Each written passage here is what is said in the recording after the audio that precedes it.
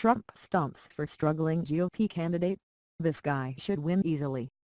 CNN President Donald Trump arrived in western Pennsylvania on Saturday night with a message for the Republican running there. "Don't embarrass me." Trump rallied outside Pittsburgh for State Representative Rick Saccone ahead of Tuesday's special congressional election for a seat in the heart of America's steel industry where he beat Hillary Clinton by 20 percentage points in 2016. "This guy should win easily," Trump said, pointing to the size of his own victory. He added at another point, "I hate to put pressure on you, Rick." Polls, though, show a tight race.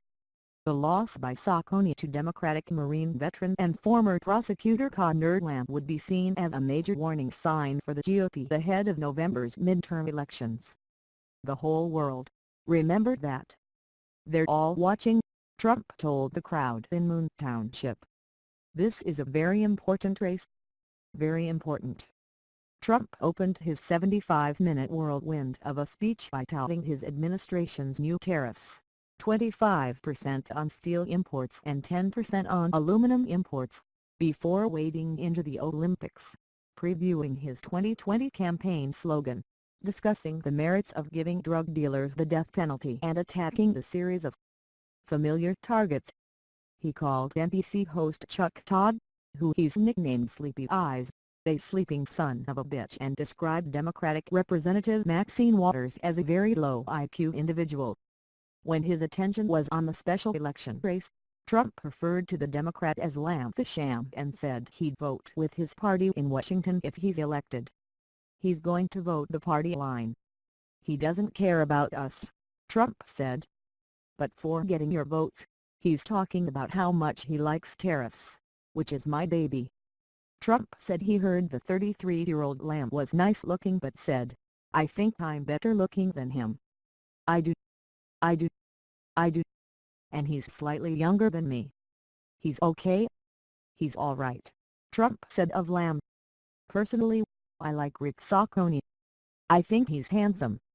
Death penalty for drug dealers. Trump praised other countries for imposing the death penalty or life in prison for drug dealers, saying the United States should consider similar penalties.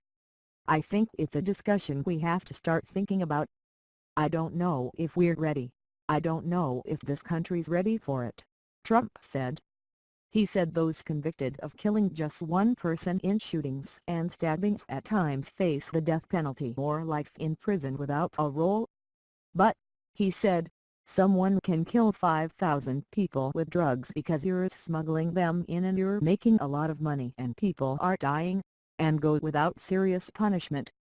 That's why we have a problem, folks. I don't think we should play games," Trump said. "Now, I never did polling on that. I don't know if that's popular. I don't know if that's unpopular. But these people are killing our kids and they're killing our families, and we have to do something. We can't just keep setting up blue ribbon committees with your wife and your wife and your husband, and they meet and they have a meal and they talk, talk, talk, talk. 2 hours later, then they write a report." Trump's 2020 slogan at the campaign rally. Trump also offered a preview of his own 2020 re-election race, telling the crowd he's decided on a replacement for his "Make America Great Again" slogan. "Our new slogan, when we start running, in, can you believe it, 2 years from now, is going to be, 'Keep America Great!'" Trump said.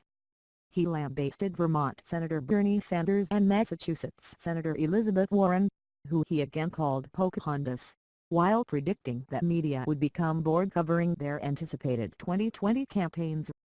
He said the candidate he most wants to run against in 2020 is Oprah Winfrey, predicting the campaign would be a painful experience for her. "Though I'd love Oprah to win, I'd love to beat Oprah. I know her weakness," he said.